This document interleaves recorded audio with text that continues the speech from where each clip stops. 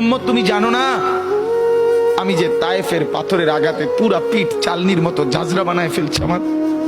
শোনো নাই তুমি? আমারে যে উহুদের ময়দানে দান দান শহীদ করে রক্তাক্ত করছে, তুমি শোনো নাই? আমি যে 14 দিন পেটে ক্ষুধার তাড়নায় পাথর বাঁধছিলাম, উম্মত তোমার মনে নাই?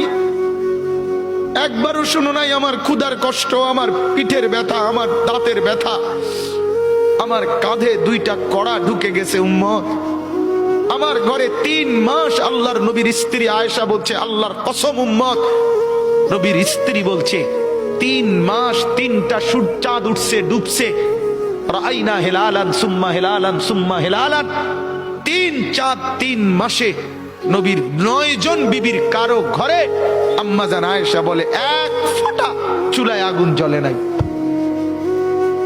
মা আওকাদাত ফি আবিয়াতে রাসূলিল্লাহ নারুন, নবীর একজন বিবির ঘরেও আগুন জ্বলে নাই।